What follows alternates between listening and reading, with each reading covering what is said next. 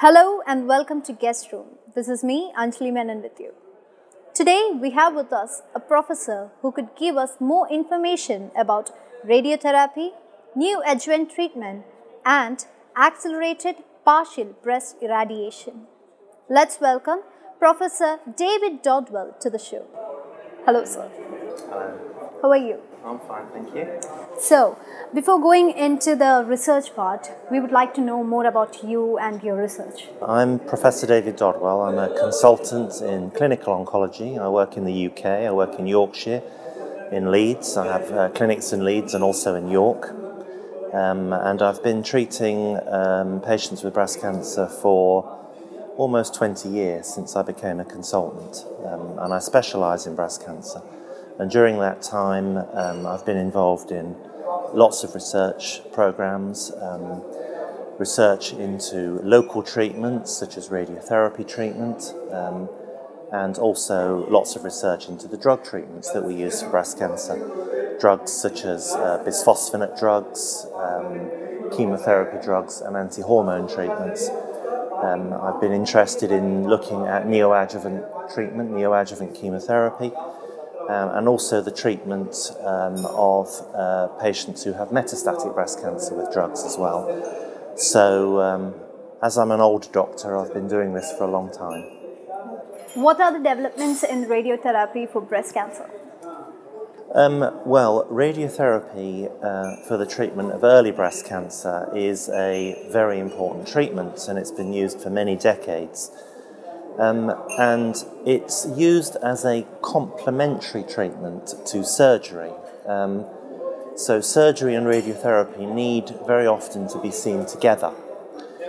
So a common situation as we treat a patient with early breast cancer is that we will use radiotherapy after surgical treatment. Now, if a patient is able to have her breast cancer removed by a lumpectomy operation, otherwise known as breast-conserving surgery, a lady who does not need a mastectomy, then radiotherapy is almost always necessary after breast-conserving surgery. Sometimes radiotherapy is needed after mastectomy operation. It's not always needed after mastectomy, but it very commonly is. So those are the situations that we use radiotherapy treatment, and it's a very common treatment in my country, particularly because breast cancer is so common. So a third of all the radiotherapy given in my hospital is given for ladies who have breast cancer. So if we look at the developments, research has been going on, trials have been going on in radiotherapy for at least 50 years. And those studies, first of all, are looking to see who really needs radiotherapy, particularly patients who have had a mastectomy. So what are the factors that we should use to decide whether we give radiotherapy after a mastectomy? So there are lots of trials that have gone on to look at that. So who needs radiotherapy and maybe who doesn't need radiotherapy? That's an important program of research. And at the same time that's happening, we're also more recently trying to develop molecular markers to understand which patients might benefit from radiotherapy and which patients don't benefit from it. So that's one big area of research. Another one is to look at the dose of radiation treatment. We often use standard doses. We might give a dose of what we call 40 gray. Gray is the dose of radiation, and we'll give that over 3 weeks. Some centres give a bigger dose over 4 weeks or over 5 weeks. So we are doing or have done quite a lot of studies to understand whether we need to give a longer or a shorter course of treatment. And those studies are continuing. So perhaps we might say a traditional treatment with radiotherapy in my country, in the UK, is to give treatment over 3 weeks. But some of my colleagues are involved in a study to see if we can give radiotherapy over 1 week. So we're looking at trying to shorten the treatment because, of course, radiotherapy is very inconvenient and very difficult for patients. And if we can safely and effectively give a shorter course of treatment, that might be a really helpful way forward for lots of patients. So we're looking at the dose, and we're looking at the schedule, we're looking at which patients need the treatment. And then one of the other things that we're doing is we're looking to see for a patient who has had a lumpectomy operation, whether that patient needs to have radiotherapy to the whole breast, which is the convention, or whether we can use radiotherapy to treat a part of the breast. And so the concept of partial breast radiotherapy has evolved. And I mean, I'm aware that in some countries like India, for instance, breast conservation is not a very common operation. Many ladies have to have a mastectomy. But hopefully things will improve and patients may not need to lose their breast if they have breast cancer. So if a lady has a lumpectomy operation, we know that when, or if that lady has a recurrence, if the cancer comes back in her breast, almost always it comes back in the same part of the breast. So it makes sense, perhaps, to think, well, we should just treat that part of the breast and not treat the whole breast. And possibly we could reduce the side effects of treatment and even make the treatment more effective. So many people have done studies of partial breast radiotherapy, and there are many ways that partial breast radiotherapy can be given. It can be given by external radiotherapy, which is more conventional. You can even give radiotherapy externally in the operating theatre. And some of my colleagues, particularly in Italy and Milan, have done a study looking at this. You can also give radiotherapy internally. You can leave a catheter in the breast when the surgeon takes the lump out, and use that to deliver radiotherapy treatment. So there are lots of studies that are going on. There are some that have published some results. But unfortunately, at the moment, these studies have not shown that this treatment is effective. And many of the studies have shown that the recurrence in the breast is higher after partial breast radiotherapy. So the idea is good, but at the moment we are not seeing the benefits, we're not seeing the results that we hoped for from partial breast radiotherapy. So I think it's important that we continue to explore partial breast radiotherapy, but it should be done very carefully and within clinical trials. And it shouldn't, I don't think at the moment, be used as a routine treatment. So it's very much work in progress, partial breast radiotherapy. Now, one of the other developments in radiotherapy treatment is we now have the ability to be much more accurate with radiotherapy, and we can use multiple beams of radiotherapy, and we can deliver radiotherapy much more accurately where the treatment needs to be delivered and avoid some of the side effects. Because when we give radiotherapy, we always have to remember that we are treating normal tissue. We're treating normal breast tissue. We're treating the ribs, we're treating the lung, sometimes we're treating the heart. So all of those things are potentially problems. So sometimes radiotherapy in the past has been associated with a higher risk of lung problems and a higher risk of heart problems. So we have to recognize that we need to try and improve the delivery of radiotherapy to reduce the side effects that it can produce. But this isn't an easy thing to do because these techniques are very time-consuming sometimes. They're difficult to set up. They require very sophisticated radiotherapy equipment, sophisticated computers to deliver the treatment plans. So this is challenging for us. It's challenging for us in the West, in the UK, to routinely deliver these kinds of treatments.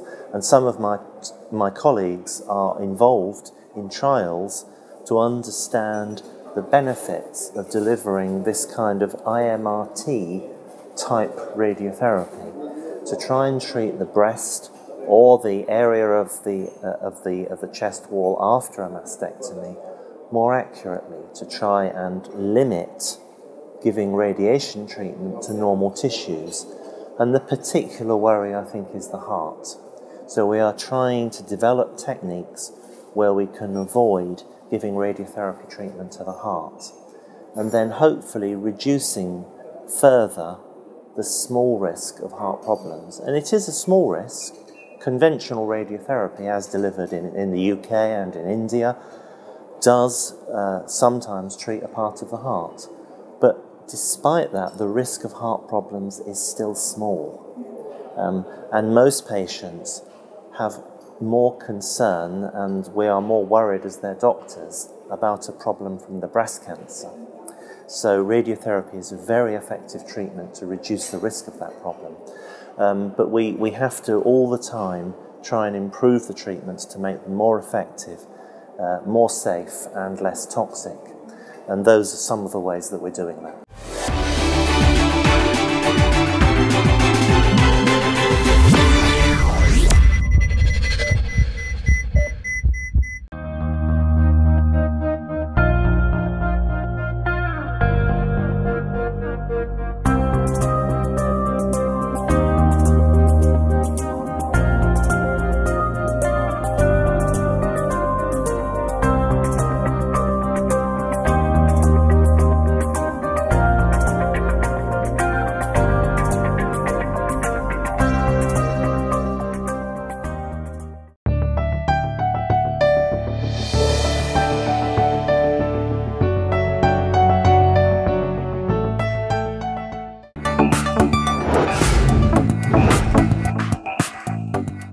Why is there such a huge rise in the number of cases for breast cancer?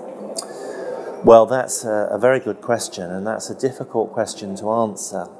In the UK, where of course I know things best, and I'm less sure about other countries like India and other countries, but in the UK, the incidence of breast cancer, so the number of patients who are developing breast cancer, has risen.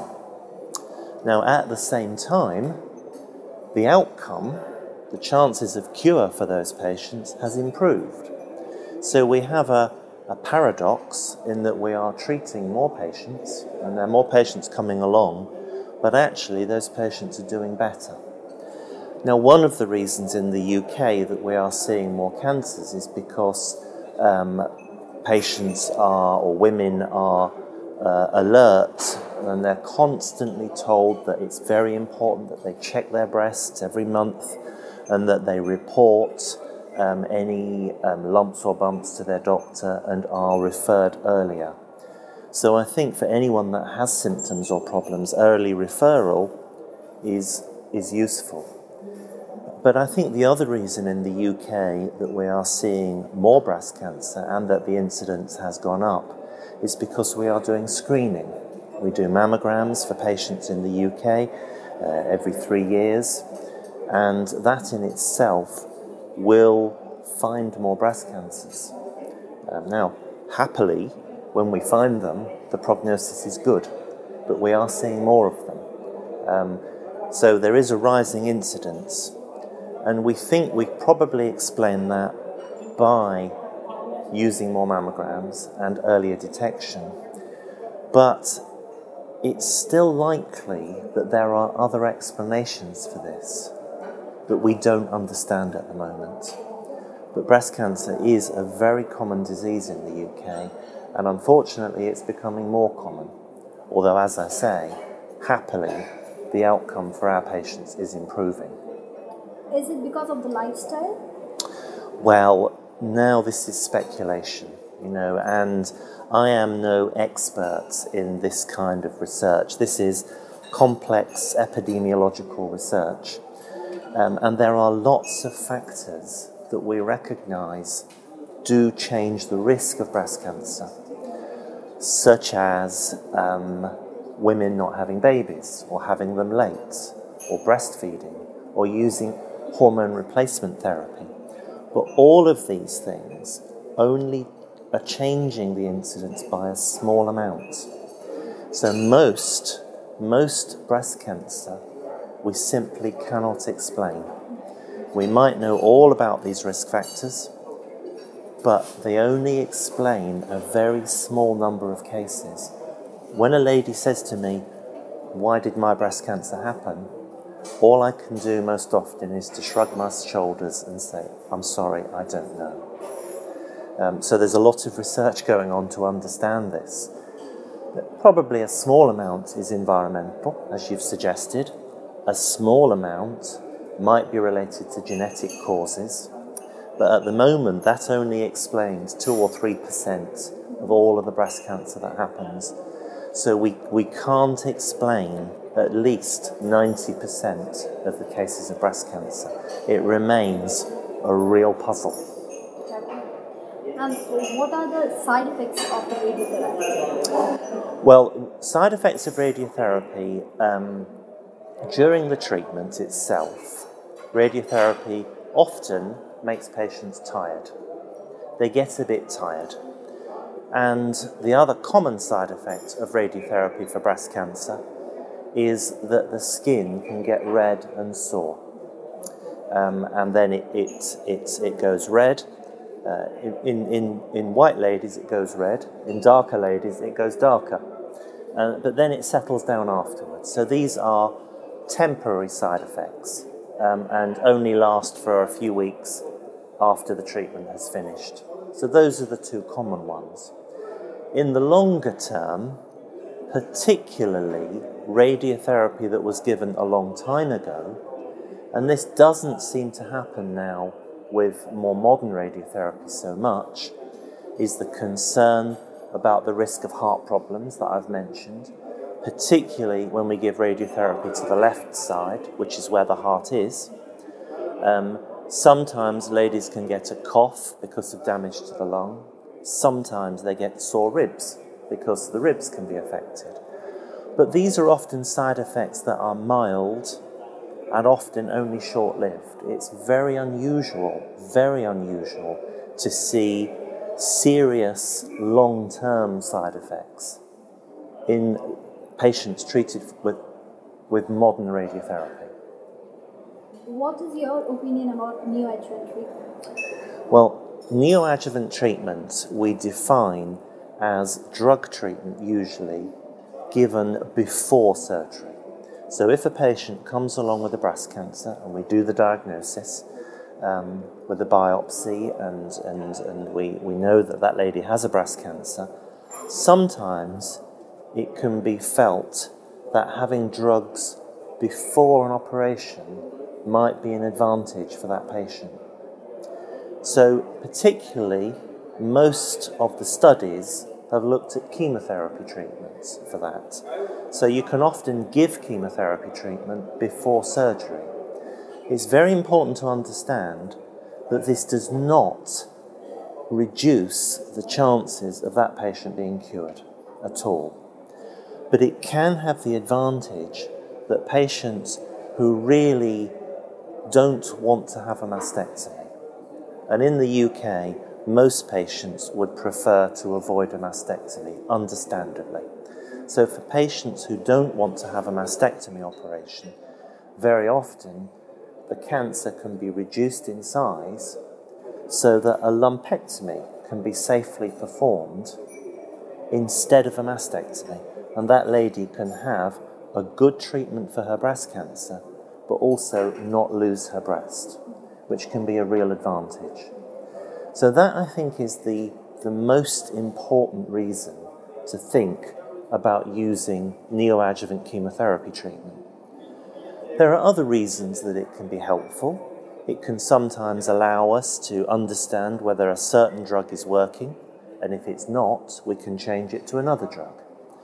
Sometimes it can be very helpful to get all of the chemotherapy treatment done before the surgery, and even if the surgery is a mastectomy, then sometimes it's easier for my surgical colleagues to think that, to organise a breast reconstruction, which can be a very helpful thing for patients who do need a mastectomy. Many ladies in the UK have what we call an immediate breast reconstruction. So if we can give chemotherapy treatment first, we can get all of that out of the way and done, and then that lady can have her surgery and have the bigger operation of a reconstruction.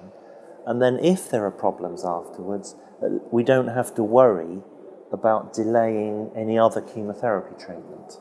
So that can be very helpful. And also, giving treatment before surgery can be very helpful in clinical trials. We're always trying to develop new drugs and understand how treatments work.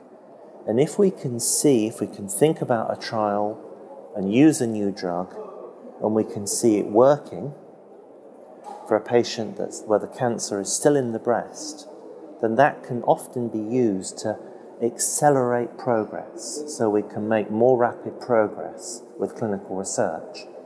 So many trials are being developed in the area of neoadjuvant chemotherapy treatment.